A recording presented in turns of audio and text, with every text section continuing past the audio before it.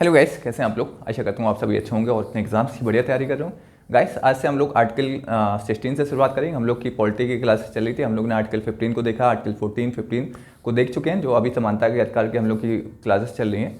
तो कुछ विद्यार्थी कह रहे थे कि आप पीपीटी पे क्यों नहीं पढ़ाते। तो पीपीटी पे पढ़ाने का कारण ये, पीपीटी पे पढ़ाने का जो हम लोग नहीं पढ़ाते उसका कारण ये है कि जो आईएएस और पीसीएस का एग्ज़ाम होता है वो लिखने का एग्ज़ाम होता है। यदि आप इस एग्ज़ाम में लिखने की प्रैक्टिस नहीं करेंगे तो आपका सिलेक्शन नहीं होगा। और जो टीचर पढ़ाते हैं पीपीटी पे तो फिर क्या होता है कि वो अपना काम कर देते हैं, लेकिन जो स्टूडेंट को याद करने के, क्योंकि वो जब टीचर खुद ही नहीं लिख रहा है तो बच्चे भी नहीं लिखते हैं, और बच्चे जब नहीं लिखते हैं तो उनको जो पढ़ाया गया होता है वो उन्हें याद नहीं रहता। तो आप लोग अपने नोट्स ज़रूर बनाइए, पीपीटी के सहारे मत रहिए। पीपीटी पे अगर आपको भरोसा रहेगा तो आप लोग का सिलेक्शन आईएएस पीसीएस में नहीं होगा। फिर क्या होता है कि यही टीचर जब आईएएस और पीसीएस का रिजल्ट आता है तो फिर यही टीचर चिल्लाते हैं कि हिंदी मीडियम के विद्यार्थियों का सिलेक्शन नहीं हो रहा। क्यों नहीं हो रहा? इसका कारण ये है कि वो साल भर पीपीटी पे पढ़ाएंगे और साल भर एमसीक्यू कराते रहेंगे, जिससे क्या होता है कि बच्चों का मेंस में तो होता ही नहीं है, लेकिन उनका पीटी भी नहीं निकलता। जो ये तो आपको क्या करना है कि आपको ये जो पीपीटी पे साल भर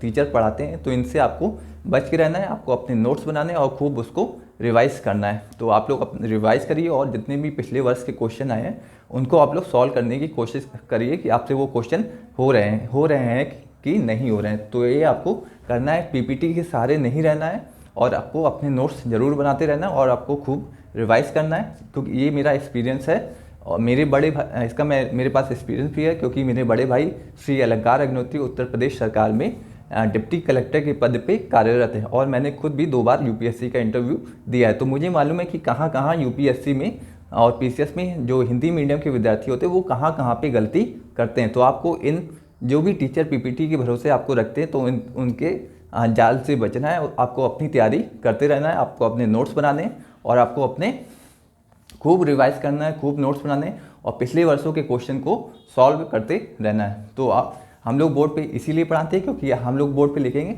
तब जाके आप लोग अपने नोट्स बनाएंगे और आप लोग अपने नोट्स बनाएंगे तो आपको आसानी से याद हो जाएगा। आपको जो भूलने की समस्या होती है कि लोग कहते हैं याद नहीं होता, जब आप लोग अपने नोट्स बनाएंगे उसको बार बार रिवाइज करेंगे तो आपको आराम से याद हो जाएगा। तो आज हम लोग शुरुआत करते हैं आर्टिकल 16 से। हम लोग ने 14 कंप्लीट कर लिया था, 15 भी कंप्लीट कर लिया था, आर्टिकल 16 आज हम लोग देखेंगे। तो पॉलिटी की हम लोग की क्लासेस चल रही थी। हम लोग ने आर्टिकल क्या पढ़ रहे थे? समानता का अधिकार। समानता का अधिकार। तो समानता के अधिकार में आर्टिकल 14 हम लोग का हो गया था, आर्टिकल 15 हो गया था। आज हम लोग आर्टिकल 16 देखेंगे। तो आर्टिकल 14 हो गया, 15 हो गया, आर्टिकल 16 से आज हम लोग शुरुआत करेंगे। जिस तरह से हम लोग बोर्ड पे लिखते हैं इसी तरह से आपको अपने नोट्स भी बनाने हैं।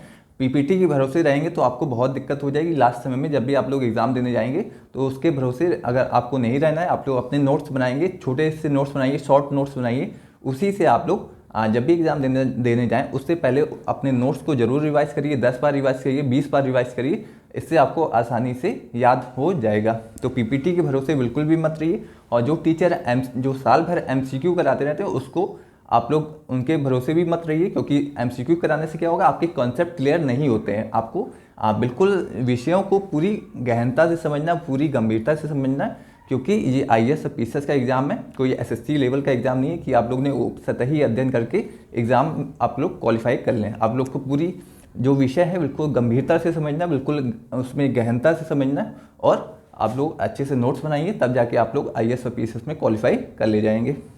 तो आज हम लोग आर्टिकल 16 से शुरुआत करेंगे। ये आर्टिकल 16 से शुरुआत करेंगे।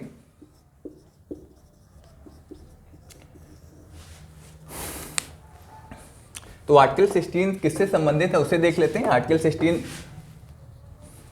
पहले बात तो देख लेते हैं, जो आर्टिकल 15 हो गया, आर्टिकल 16 हो गया, आर्टिकल 19 हो गया, आर्टिकल 29 हो गया, आर्टिकल 30 हो गया। ये सिर्फ भारतीय नागरिकों को प्राप्त हैं, ये विदेशी नागरिकों को प्राप्त नहीं है। तो कौन कौन से अधिकार हो गए? आर्टिकल 15, 16, 19, 29, 30 ये सिर्फ भारतीय नागरिकों को प्राप्त हैं, भारतीय नागरिकों को प्राप्त हैं। विदेशी नागरिकों को ये अधिकार प्राप्त नहीं है। तो अब हम लोग देखते हैं कि आर्टिकल 16 में क्या प्रावधान किया गया है। आर्टिकल 16 किससे संबंधित है? सरकारी सेवाओं में अवसरों की समानता, सरकारी सेवाओं में अवसरों की समानता। तो जो सरकारी नौकरियां होती है उसमें सभी को समान अवसर मिले, इससे संबंधित प्रावधान आर्टिकल 16 में किए गए हैं। तो सरकारी नौकरी में अवसरों की समानता से संबंधित प्रावधानों का उल्लेख आर्टिकल 16 में किया गया है। अब हम लोग आर्टिकल 16 में जो सब क्लॉज है उसे देखते हैं।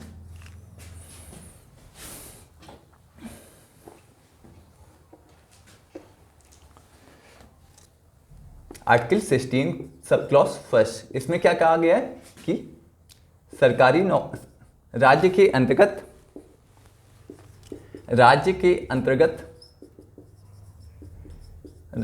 अंतर्गत रोजगार नियुक्ति,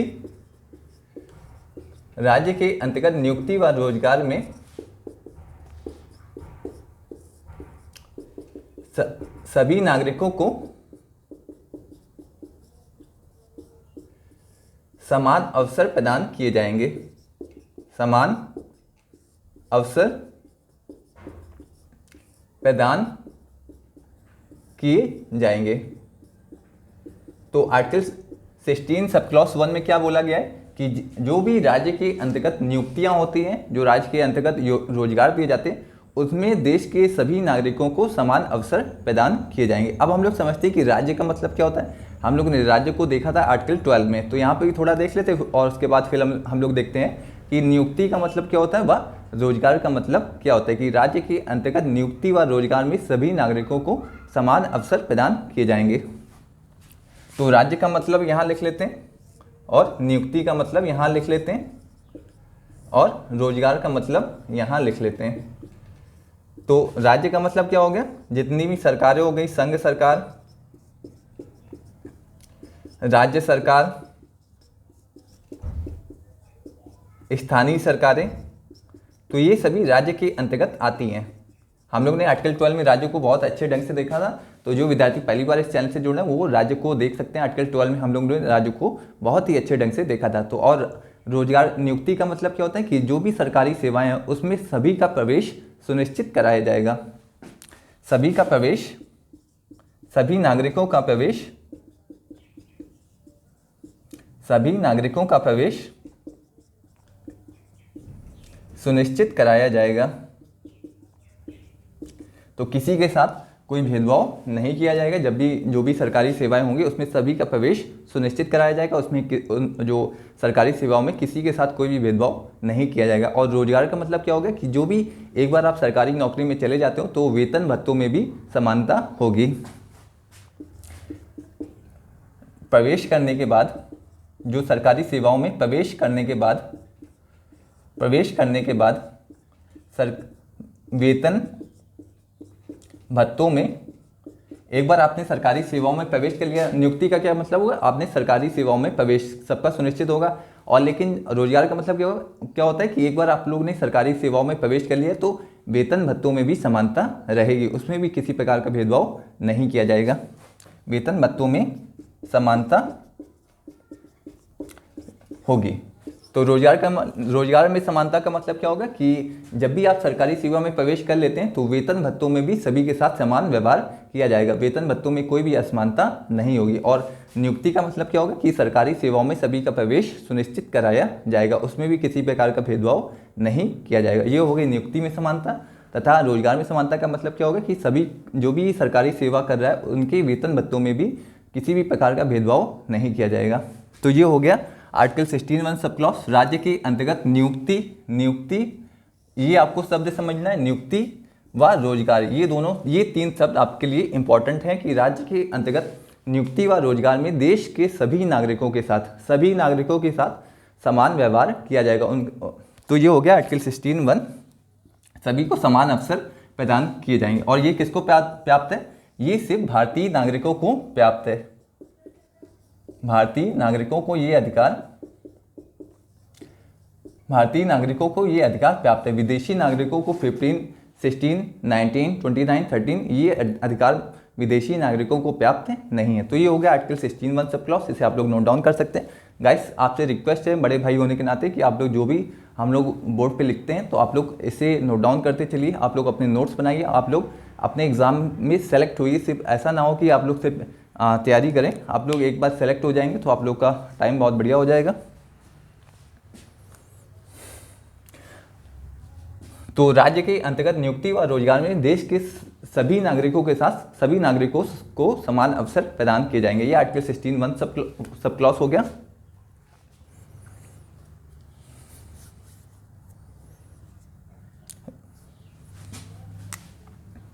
रोजगार में समानता,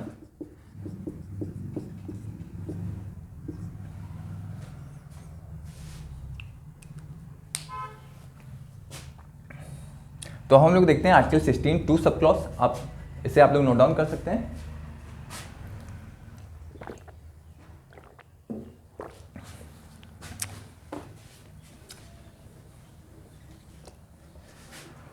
अब हम लोग देखते हैं आर्टिकल 16(2) सब क्लॉज। पहला वाला बहुत ही जनरल सा आर्टिकल था कि जो भी राज्य के अंतर्गत नियुक्तियां व रोजगार होंगी उसमें सभी नागरिकों को समान अवसर प्रदान किए जाएंगे। एक बहुत ही जनरल सा आर्टिकल है। अब हम लोग देखते हैं आर्टिकल 16(2) सब क्लॉज कि राज्य के अंतर्गत नियुक्ति व रोजगार में,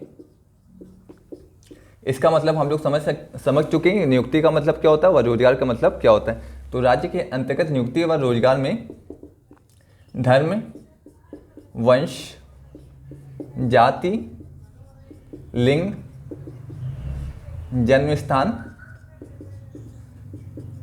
एवं उद्भव एवं निवास के आधार पे भेदभाव नहीं किया जाएगा।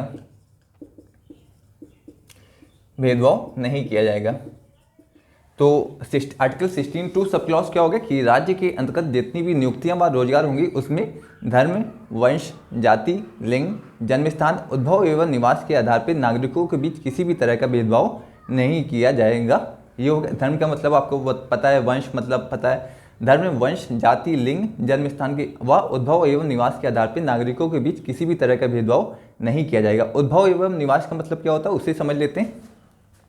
उद्भव एवं निवास का मतलब क्या होता है उसे देख लेते हैं कि इसका मतलब ये है कि राज्य सिर्फ अपने निवासियों को सरकारी सेवाओं में प्रश्रय न दे, बल्कि पूरे देश के नागरिकों को सरकारी सेवाओं में समान अवसर प्रदान करे। इसका मतलब ये होता है कि राज्य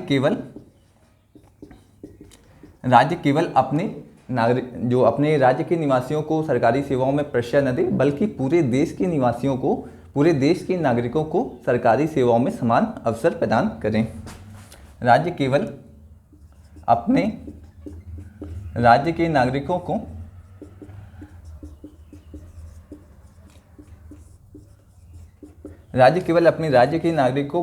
सरकारी सेवाओं में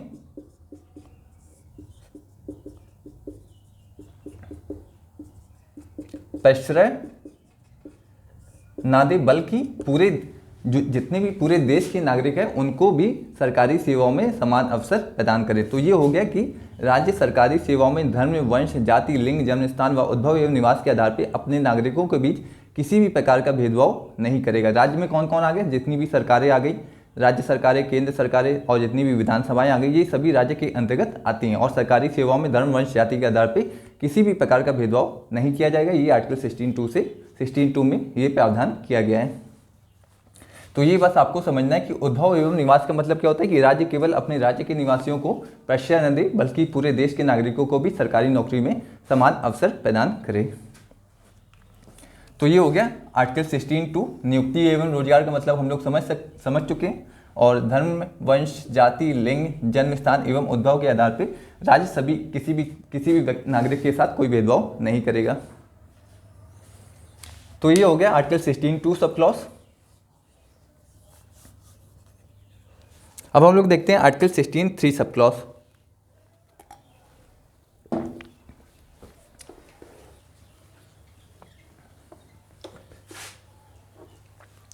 16(3) सब क्लॉज।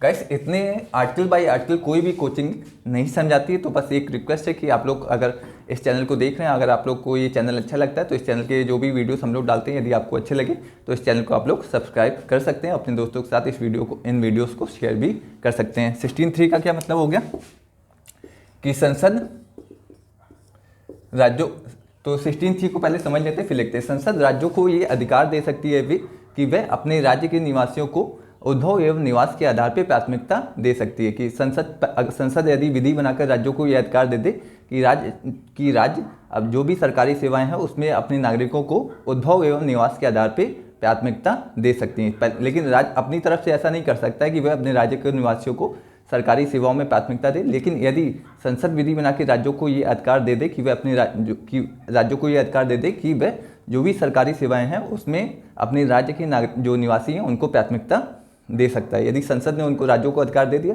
तो राज्य ऐसा कर सकते हैं। संसद राज्यों को ये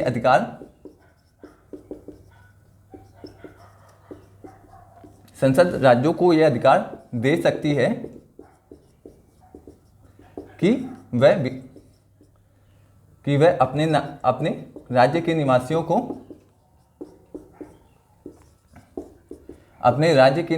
को राज्य के अंतर्गत रोजगार एवं नियुक्तियों में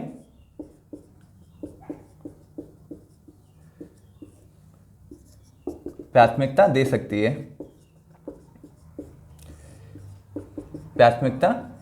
है।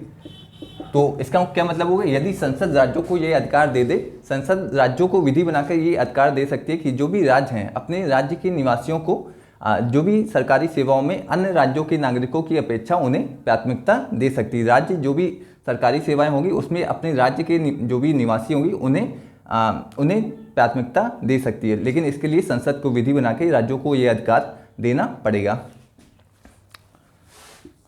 आर्टिकल 16(2) क्या कहता था? आर्टिकल 16(2) मना करता था कि जो भी राज्य के निवासी होंगे वो सभी, जो भी राज्य होगा वो देश के सभी नागरिकों को समान अवसर प्रदान करेगा। आर्टिकल 16(2) ये कहता था। लेकिन आर्टिकल 16(3) ये कहता है कि संसद विधि बनाकर राज्यों को ये अधिकार दे सकती है कि राज्य अपने राज्य के निवासी हैं उन्हें प्राथमिकता दे सकती है सरकारी सेवाओं में। लेकिन इसके लिए संसद को विधि बनाकर राज्यों को ये अधिकार देना होगा। तो ये हो गया आर्टिकल 16(3) सब क्लॉज। संसद ऐसा कर सकती है, राज्य अपनी तरफ से अपने राज्य के निवासियों को प्राथमिकता नहीं दे सकती। लेकिन यदि संसद ने राज्यों को, यदि इसे डायग्राम से समझ सकते हैं, यदि संसद ने राज्यों को ये अधिकार दे दिया कि राज्य अपने जो भी सरकारी सेवाएं हैं उसमें अपने राज्य के निवासियों को प्राथमिकता दे सकती है। लेकिन उसके लिए संसद को विधि बनाकर ये अधिकार राज्यों को देना होगा। तो ये हो गया आर्टिकल 16(3) सब क्लॉज। अब हम लोग देखते हैं आर्टिकल 16(4) सब क्लॉज। तो गाइस उसे नेक्स्ट लेक्चर में देखेंगे। आज तक के लिए 16(1), 2, 3 हो गया हम लोग का। 16(4) नेक्स्ट लेक्चर में देख लेंगे। तब तक मिलते हैं नेक्स्ट लेक्चर में। Thank you so much guys.